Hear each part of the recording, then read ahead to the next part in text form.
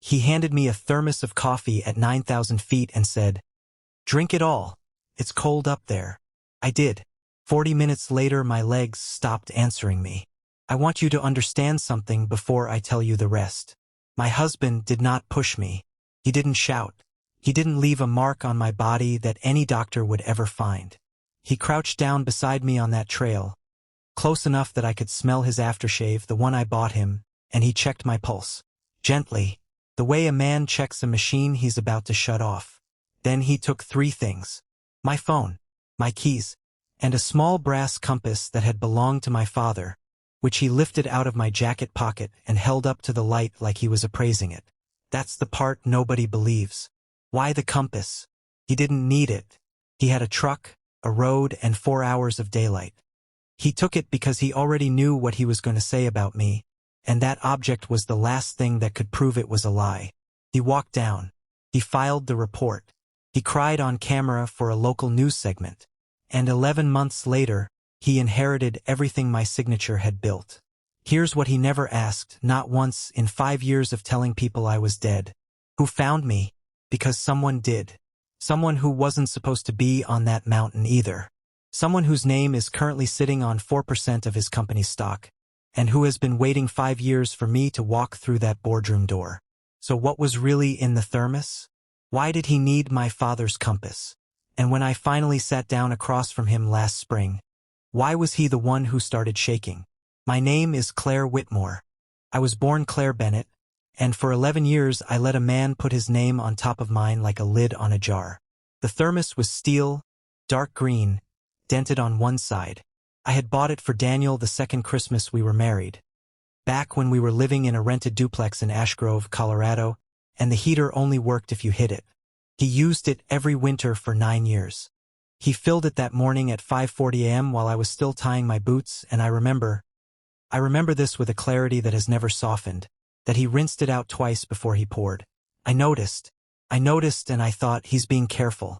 That's what love does to your reasoning. Takes evidence and files it under affection. Let me back up, because you can't understand what happened on that mountain unless you understand what happened in the 11 years before it, and you can't understand those 11 years unless you understand my father. Walter Bennett was a machinist, not an engineer, not an executive. A man who stood at a lathe for 31 years in a shop off Route 9 and came home with metal shavings in the cuffs of his jeans. He had hands like tree bark and an almost religious respect for tolerances. 1/1000th of an inch, Claire, he told me once, holding up a spindle he'd turned. Nobody sees it. Everybody feels it. He carried a brass compass. It had belonged to his father, who carried it through Korea, and the housing was worn smooth on one edge from 50 years of thumbs. It didn't have a story attached to it that anybody in my family found remarkable. It was just the thing Dad had in his pocket. But here's what mattered, and this is the first thing I need you to hold on to, because it comes back at the end and it comes back hard. My father had that compass engraved. Not on the outside. On the inside of the lid, in letters so small you needed light at the right angle to read them. He did it himself at the shop on a slow Tuesday in 1994. It said, "WB True North doesn't negotiate." He gave it to me the week I graduated with my degree in industrial engineering. He was already sick by then, though none of us knew how sick. He pressed it into my palm in the parking lot of a Denny's and said, "You're going to be in rooms I never got into. Rooms with men who talk very well." He tapped the compass. Talk isn't direction.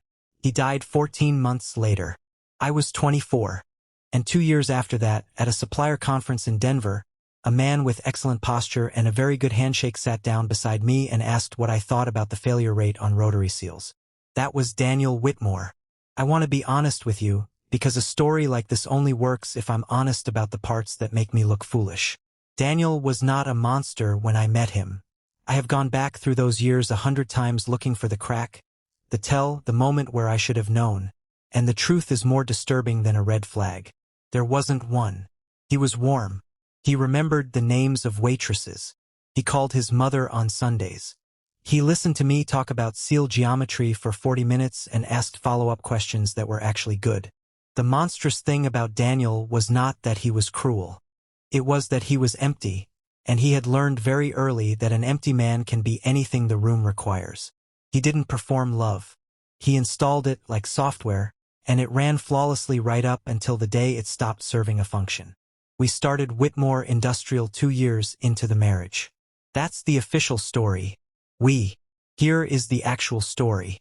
I had a design. It was not glamorous. It was a modular sealing assembly for high-pressure slurry pumps, the kind used in mining and wastewater, and it solved a problem that had irritated me since my first job out of school. When a seal failed, you had to pull the entire pump. Downtime measured in days. My design let a 2-person crew swap the cartridge in under 40 minutes without breaking the line. I drew it at our kitchen table over 11 months. I built the first prototype in a rented bay in Ashgrove with $6,400 of my own savings and a used lathe that I bought, in a coincidence I have never gotten over, from the estate sale of a machinist my father had known. Daniel's contribution was real. I won't strip it from him. He could sell. He could walk into a procurement office where I would have been asked to wait, and he could walk out with a purchase order. In 2011, in industrial equipment in the Rocky Mountain West, that mattered more than it should have. I knew it. I made peace with it.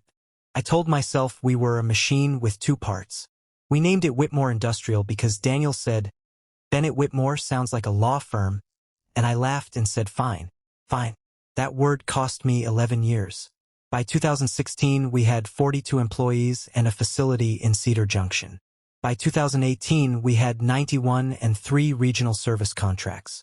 By 2020, Whitmore Industrial was doing just under $40 million a year, and Daniel was on a panel at a trade expo in Phoenix describing the night I sketched the cartridge concept on a napkin.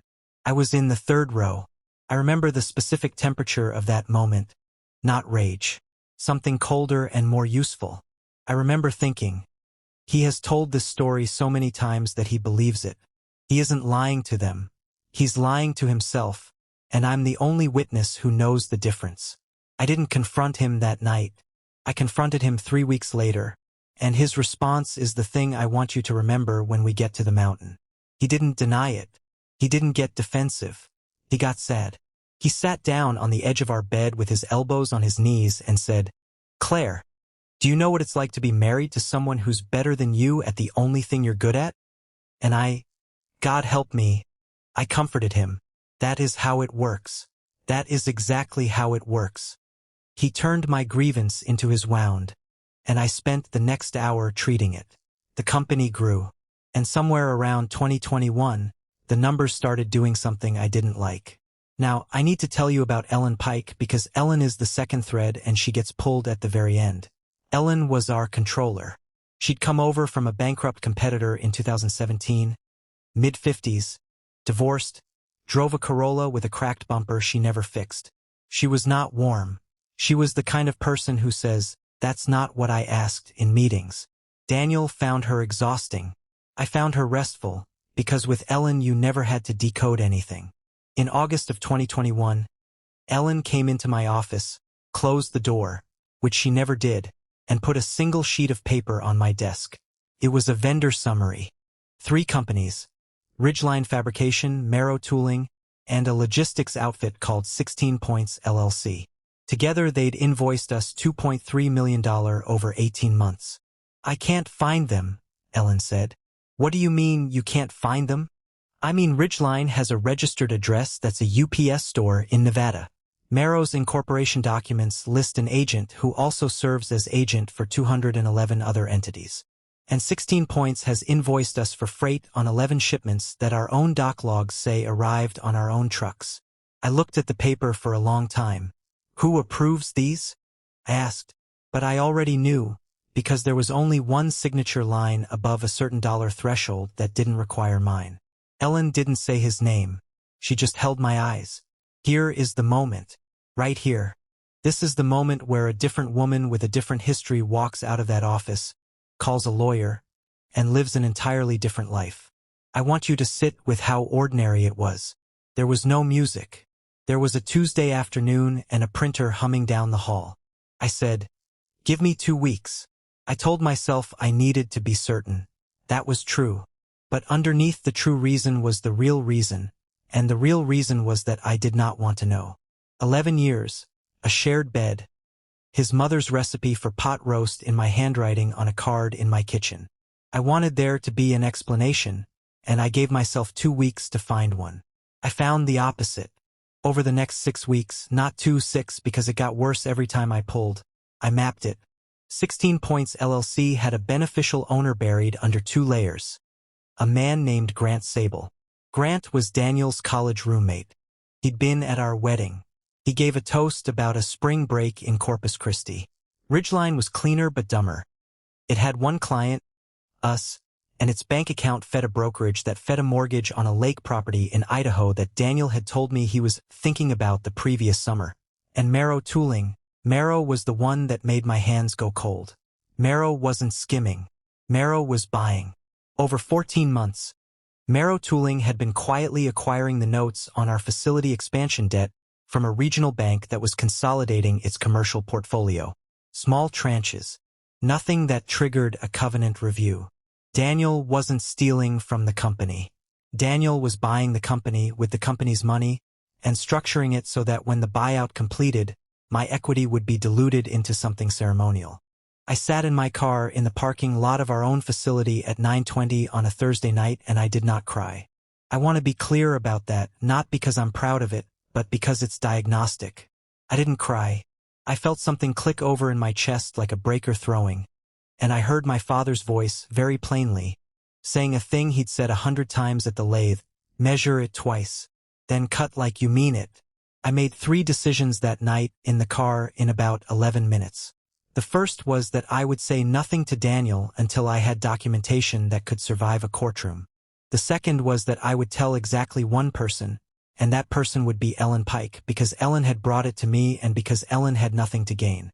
The third decision is the one that saved my life, and I made it almost absently, the way you tighten a bolt you're already passing. I made a copy, not a digital copy. Daniel controlled IT through a managed service provider whose owner golfed with him twice a month. A physical copy. Every invoice, every registration document, every bank trace, every doc log. 1,140 pages.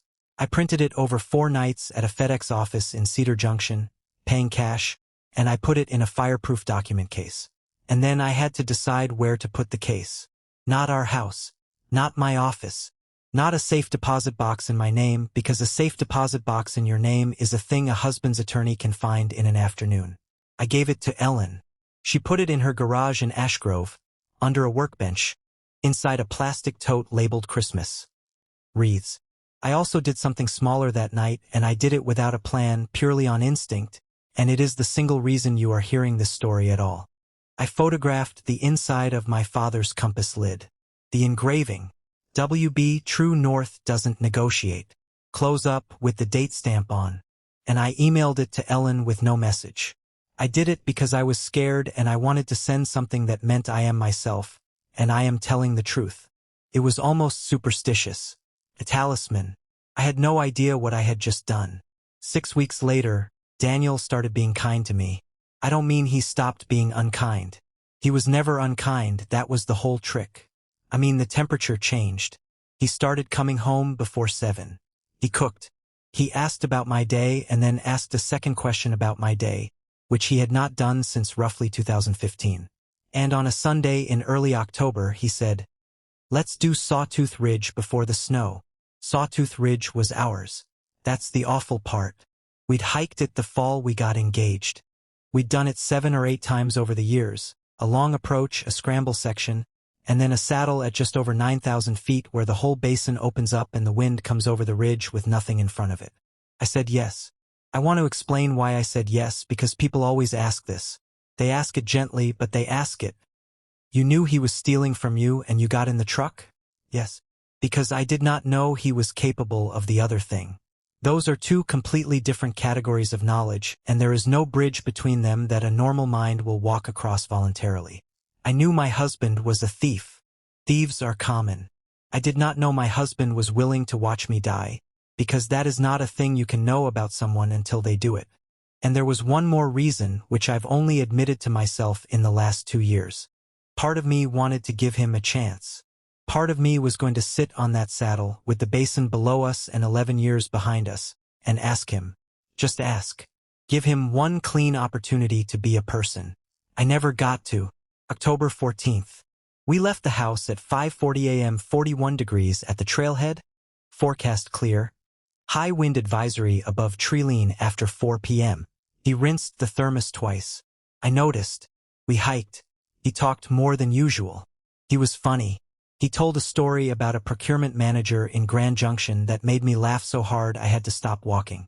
At the false summit, about 9,000 feet, he handed me the thermos and said, "Drink it all. It's cold up there." I did. Coffee, sugar, and something underneath it that I registered as bitter and attributed to the thermos being old. That's it. That's the whole moment. It lasted 9 seconds. 40 minutes later, my legs stopped answering me. It started as heaviness.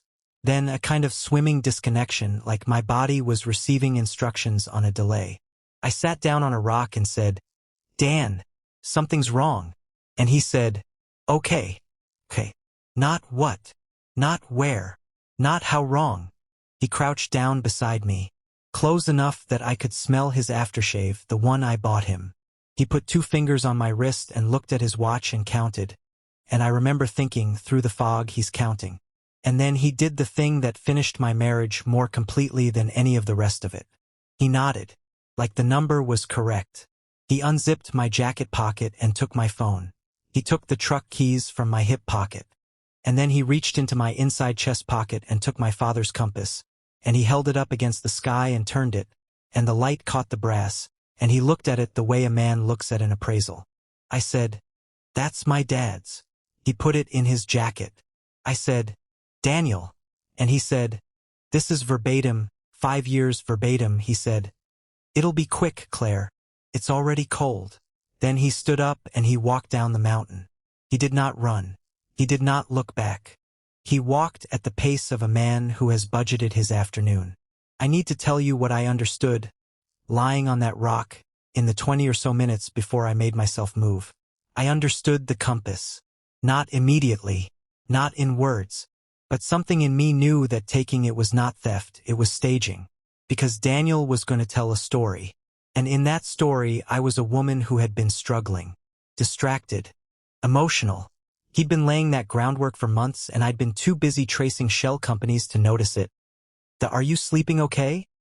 in front of our operations director. The time he mentioned to Ellen, casually, that I'd seemed off. The therapist's card he left on the counter in August, which I'd found touching. He was building a woman who might walk off a trail. And a woman who walks off a trail in a fugue does not carry her dead father's compass in her chest pocket. That object was anchor. It was the physical evidence of a person who is oriented, sentimental, planning to come home. So he took it. He took the one thing that proved I intended to come back. That's the answer to the question I asked you at the beginning. That's why the compass. But here's what he didn't know, and what he could not possibly have known, and what makes me believe, on my better days, that there is some grain of justice built into the structure of things.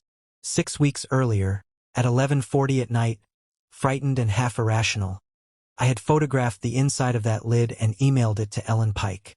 Timestamped, metadata intact, geotagged to my own kitchen. He took the compass to erase me. He'd already been photographed. I moved because of a sound. Understand, the drug, and it was a drug, I'll get to what it was, had turned my body into something rented. But I could still hear, and what I heard, maybe 30 minutes after he left, was wind changing pitch over the ridge. That specific hollow rise it makes when a front is coming in ahead of schedule. And a sentence arrived in my head that was not mine. It was my father's, from a fishing trip when I was 9, when the sky went green over a reservoir. Down and out of the wind, Clary. Always down and out of the wind. I didn't stand. Couldn't. I went over the edge of that rock on my side and I went downhill on my hip and shoulder, and I did that, I have measured it since, for about 400 vertical feet, into the trees on the north side of the saddle, into a drainage that Daniel would have had no reason to look into even if he'd been looking, which he wasn't. I lost consciousness at some point. I know this because the light was different. What I remember after that is not sequential. I remember the cold arriving in stages, like someone turning a dial. I remember being convinced my father was somewhere above me on the slope and being furious at him for not coming down. I remember, at some point, thinking with great clarity. The tote is labeled Christmas wreaths and being satisfied because it meant the work was safe even if I wasn't. And I remember a dog. Before the person, there was a dog. A rough-coated thing that came down through the trees and stood 4 feet from my face and did not bark. Just stood. And then turned and went back uphill. The person came 11 minutes later. I know it was 11 minutes because he told me afterward, and he is a man who knows exactly how long things take. His name was Marcus Reyes. Marcus was 58 years old, and he was not supposed to be on that mountain. He was on that mountain because 11 months earlier Whitmore Industrial had fired him. Let me be very precise about that because it matters. Marcus Reyes had been our senior field service technician for 9 years. He was, without any competition, the best mechanical hand I have ever worked with. A man who could diagnose a pump by standing next to it. He'd been the second employee I ever hired. He'd trained 30 people. In November of 2020, Marcus filed an internal complaint. He'd noticed that certain replacement cartridges coming into our warehouse, sourced through Ridgeline Fabrication, were out of spec. Not catastrophically, just wrong. Sloppy tolerances, wrong alloy on the retaining ring. He put it in writing with photographs and he sent it to the operations director. For months later, he was let go in what was described to me as a regional restructuring. I signed off on that restructuring. I want to say that out loud. I didn't read it closely. It came to me in a batch of 6 positions during a quarter where I was underwater, and I initialed it, and a man's 9 years ended because I was busy.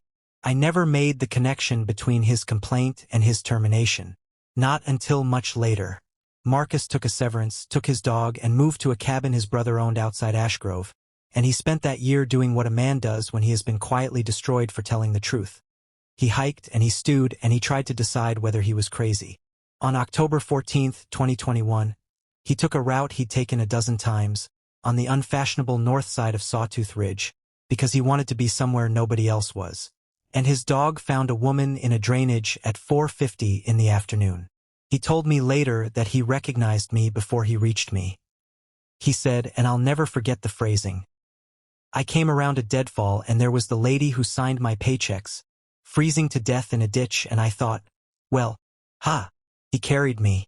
58 years old, 600 vertical feet, in deteriorating weather, in the dark for the last 20 minutes. He got me to a fire road and then he got me into his truck and he drove. And on the way to the truck, in and out, I said one thing to him. He's told me this a dozen times and it never sounds the same twice. I said, don't take me to the hospital in Cedar Junction. He said, ma'am, you're hypothermic. And I said, he'll finish it. Marcus Reyes had approximately 90 seconds to decide whether the woman in his arms was delirious or correct. He drove 4 hours to a hospital in Wyoming. Here's what the blood work found. Benzodiazepine and a first-generation antihistamine, at a combined level that a physician's assistant in Riverton, Wyoming described to me a day and a half later as a lot for someone your size. Here's what my core temperature was, 88.6 degrees. Here's what I said when the nurse asked my name, Claire Bennett. Not Whitmore, Bennett. I've thought about that a great deal. There was almost nothing left of me in that room, and what was left was my father's daughter. Here's what happened in the following 72 hours. In the world I had disappeared from. Daniel Whitmore reported me missing at 8:15 p.m. on October 14th. He said we'd hiked to the saddle, that I'd been not myself for months, that I'd wanted to sit alone for a while, that when he came back from filling water I was gone. Search and rescue mobilized 22 people and a helicopter on the 15th. The wind advisory shut the air search down by noon. On the 16th, they found a glove. Mine. On the 17th, a reporter from a Denver affiliate interviewed Daniel at the trailhead in a gray fleece, and he cried. I have watched that footage 200 times. Not out of masochism, out of study, because there's a moment 041, where he says, she was carrying so much and his mouth moves before his eyes do, and once you see that you can never unsee it. Now, here is the fork. This is where the story becomes something other than survival, and I want you to understand the reasoning, because it's the part people find coldest and it's the part I'd defend in any room. Lying in that hospital in Riverton, I had 2 options. Option 1, I go to the police. I tell them my husband drugged me and left me on a mountain. What's the evidence? A blood test showing benzodiazepines, for which Daniel had a prescription, a legitimate one, from 2019 for flight anxiety, and to which I had full access in our own medicine cabinet. A woman with, per her husband's months of documented commentary, a history of not being herself. A steel thermos that was, at that moment, presumably in a dishwasher in Cedar Junction. I could see the defense from 400 miles away. She was distressed. She took something. She wandered. He searched for her for 3 days. And now she's making accusations because their business is in a dispute. Best case, a years-long criminal proceeding I would probably lose, during which Daniel would complete the Marrow Tooling buyout and my equity would evaporate. Option 2. I stay dead. Let me tell you exactly what staying dead meant, mechanically, because it wasn't a movie. I never faked my death. I never obtained false documents. I committed no crime, and I want that on the record because it turned out to matter enormously. What I did was refuse to be found, which is not illegal for a competent adult. Marcus drove me from Riverton to a rental in Sheridan. Ellen Pike drove up on the following Saturday with a plastic tote labeled Christmas. Wreaths in the trunk of a Corolla with a cracked bumper. The three of us sat at a kitchen table in Sheridan, Wyoming on October 23, 2021. I was in a wheelchair because my feet weren't right yet. Ellen had brought a legal pad. And I said, "He's buying the company with stolen money. If I surface, he wins the story and he wins the company. If I stay gone, he only wins the story." Ellen said, "And then what?" And I said the sentence that organized the next 5 years of my life. "Then we buy it out from under him with his own paper." Marrow Tooling, Daniel's vehicle, had been acquiring our expansion debt from a regional bank called Cordillera Savings, which was consolidating. Daniel had picked up about $9 million of a $14.8 million facility, which meant $5.8 million was still out there. And here's the thing about a company whose founder has just vanished off a mountain. Its debt gets very interesting to people who trade in distress. I had $210,000 of my own money in an account Daniel had never bothered to look at, because it was a rollover IRA from a job I'd had at 26. I had 1,140 pages of documentation. I had a controller who could read a covenant like scripture, and I had a field technician who knew every operational weakness in a company I had built. And I had one asset Daniel had never valued and never would. I had the customers. Not the contracts. The people. Every plant manager, every maintenance superintendent, every purchasing agent at 11 mining and water treatment operations across 4 states who had, at some point between 2013 and 2021, called me at 11 p.m. because a pump was down. Daniel had sold to them. I had saved them over and over, at hours that no salesman keeps. We started in a rented office above a tire shop in Sheridan. I incorporated as Bennett Reyes Technical LLC. Marcus was a named partner from the first day, not out of gratitude, though God knows, because he was the best technician alive and because his name being on the door meant something to every field guy in the region who'd heard he got fired for telling the truth. Our first client was a potash operation in Utah. I called the maintenance superintendent, a man named Ray Vance who had known me for 9 years, and when he picked up and heard my voice, he did not speak for 11 seconds. Then he said, "Claire, they said you were dead." And I said, "Ray, I need you to not tell anyone I'm not. Can you do that for 1 year?"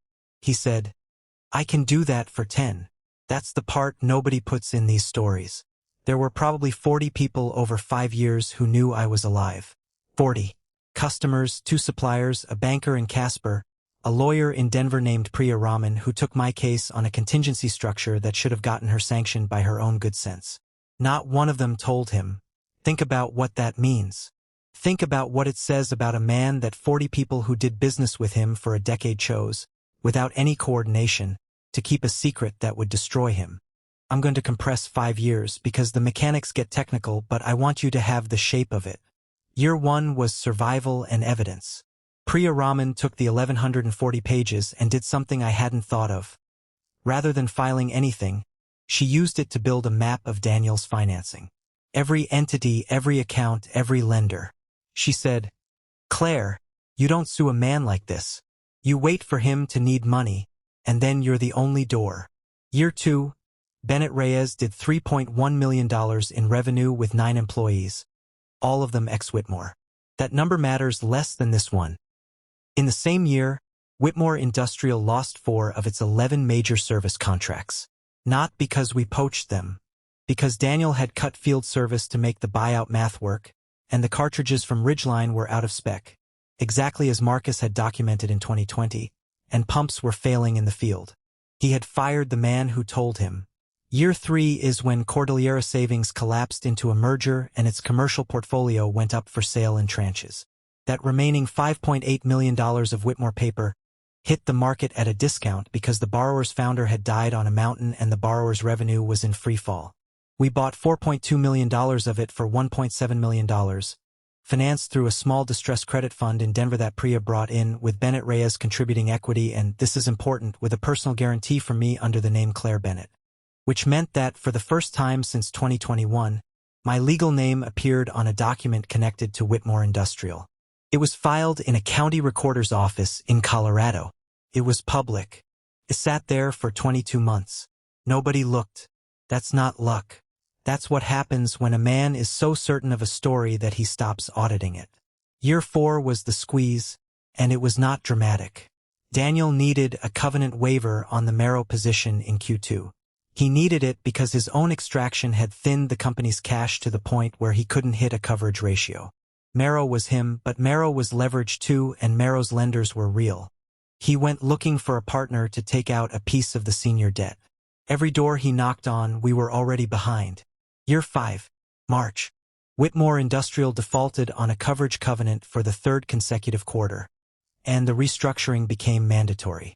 Under the terms of the paper we held, Bennett Reyes Technical and its co-investors converted at a valuation that gave us 64% of Whitmore Industrial, retired the Merrow position at a fraction of face, wiping out Daniel's stolen equity almost entirely, and left Daniel Whitmore with 11% and a board seat he'd hold for about 90 minutes.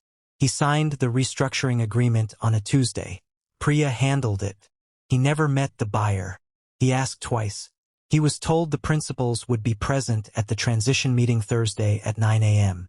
And on Wednesday night, I drove to Cedar Junction and sat in a hotel room and did not sleep.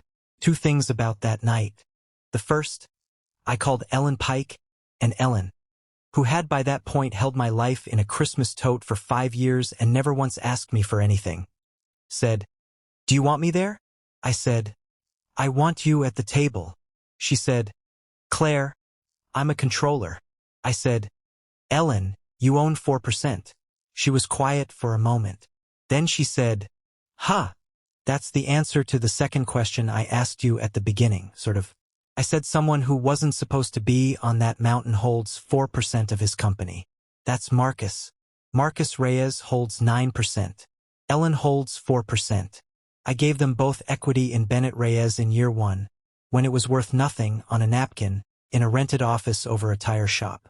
The man who was fired for telling the truth and the woman who put a fireproof case under a workbench owned 13% of Daniel Whitmore's company. The second thing about that night, I had no compass. He'd taken it. 5 years and I'd never gotten it back, and I had made a kind of peace with that. But at about 2 a.m., I got out my phone and I looked at the photo. The one I'd emailed Ellen at 11:40 p.m. on a frightened Tuesday in 2021. WB True North doesn't negotiate. And I want to tell you what I felt, because it wasn't triumph. It was something much stranger and much better. I felt accurate, like a measurement that came out right. March 12th. 9 a.m. Whitmore Industrial, Cedar Junction, Colorado. I know that boardroom. I chose the table. I argued with a contractor about the light fixtures in 2018. Priya went in first with the file. Marcus and Ellen went in behind her. I stood in the hallway by a photograph of a facility ribbon cutting from 2016 in which I am standing slightly behind my husband, and I counted to 20 and I walked in. I've been asked to describe his face a lot. People want a monster's face. What I saw was worse. I saw a man doing arithmetic.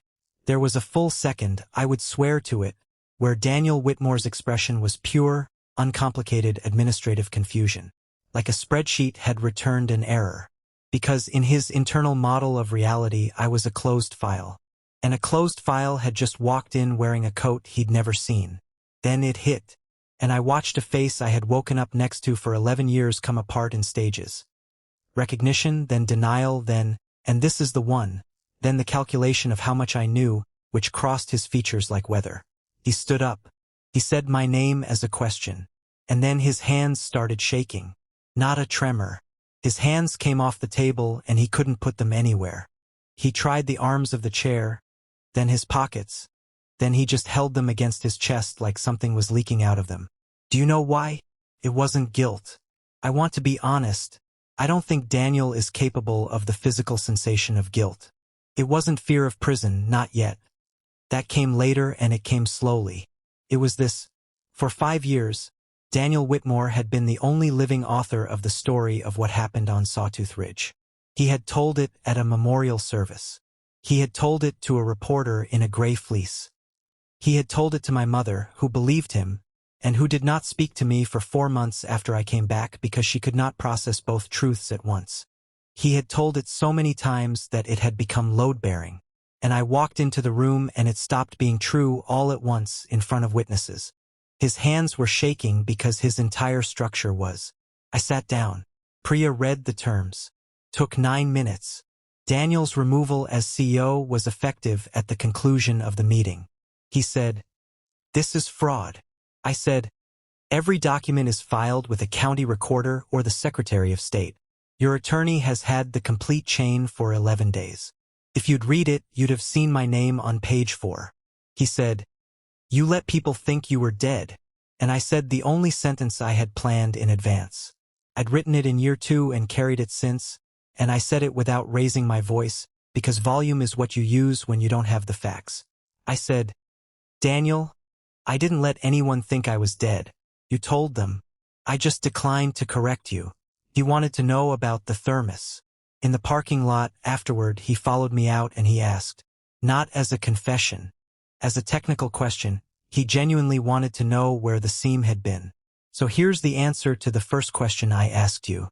It was 6 milligrams of alprazolam and roughly 100 milligrams of diphenhydramine, crushed and dissolved into coffee heavy enough with sugar to hide it. I know because in year 3, Priya's investigator obtained the pharmacy records. Daniel filled a 2019 prescription 3 times between August and October 2021, having filled it 0 times in the previous 22 months. He rinsed the thermos twice that morning because he'd mixed it in the thermos the night before and needed to be sure the residue was gone before he brewed on top of it. I noticed him rinsing it and I thought he was being careful. He was. The criminal case is not mine to narrate and I won't pretend to a clean ending. Because there isn't one and I distrust stories that offer one. What I'll say is that the pharmacy records, the Riverton blood work, Marcus Reyes's statement, a thermos that Ellen Pike had, God bless her, quietly removed from the Cedar Junction kitchen in November of 2021 and kept in a paper bag in the same garage, and the time-stamped photograph of an engraving, together constituted something a district attorney was willing to file. Attempted murder in the first degree. The financial charges were separate and, in the end, easier. Grant Sable cooperated within 9 days. Of course he did. Daniel is where he is. I don't visit. I don't follow it. The compass came back to me in an evidence release envelope in the autumn of the following year. It had been in a drawer in the Cedar Junction house for 5 years, and he had never once opened the lid, never once looked inside. He held it up to the sky on a mountain and appraised it, and he took it because it was evidence of who I was, and he never turned it over to read what was written there. That, more than anything else in this entire story, is Daniel Whitmore. He saw the brass. He never checked for the engraving. We kept the facility. We kept 106 of the 119 employees. We renamed the company Bennett Reyes Industrial, and Marcus's name is on the building in raised metal letters. And the first time he saw it, he stood in the parking lot for a while and then said, "That's crooked," and went and got a level. Ellen Pike runs finance. She still drives the Corolla. The bumper is still cracked. In the autumn of last year, I hiked Sawtooth Ridge alone on a clear day with a satellite messenger and a full forecast, and I sat on the saddle at 9,000 feet where he handed me the thermos. And I understood something I hadn't before. The worst thing Daniel did was not the drug or the cold or the compass or the 5 years of telling people I was gone. The worst thing was that he was sure. He crouched down and counted my pulse and nodded, because the number was correct, and he walked down a mountain with complete confidence that the woman behind him was finished.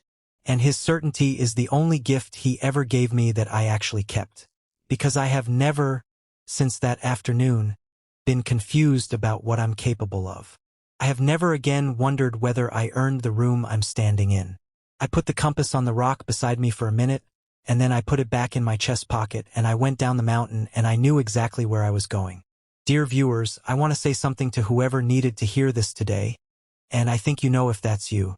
Somebody in your life has already decided how your story ends. They've told it at a dinner table. They've told it to your family. They've told it so many times and so smoothly that it started to sound true even to you. And the most dangerous thing about that person isn't their cruelty. It's their certainty. It's that they have completely stopped checking whether they're right about you. Claire Bennett didn't win because she was vengeful. She won because she was accurate, because she measured twice, kept her documents, kept her word to the people who kept theirs to her, and refused to argue with a man when she could simply outlast him. Here's the thing nobody tells you. You do not have to correct the story. You have to survive it. The correction happens by itself the day you walk through the door. And if you're at the bottom of your own mountain right now, cold, cut off, written out of a story you built with your own 2 hands, I need you to hear the only line that matters in all of this. True north doesn't negotiate. If that landed somewhere real in you, do one small thing for me. Hit subscribe and turn on the notification bell. All of it, not just personalized. Here's why that actually matters. Stories like Claire's don't reach the people who need them through advertising. They reach them because someone like you stayed until the end and told the algorithm this was worth showing to the next person sitting in a parked car at 2 a.m., trying to decide whether they're crazy or whether they're right. You subscribing is somebody else finding this. And drop one word in the comments, just one, telling me the moment you knew Daniel had planned it. Was it the thermos? The nod? The compass? I read every single one, and I promise you the comments on these stories are half the reason people come back. New story every week. Same time. Same promise. No shortcuts, no cheap endings, and nobody gets away with it quietly. Stay warm out there, and don't you dare stay gone.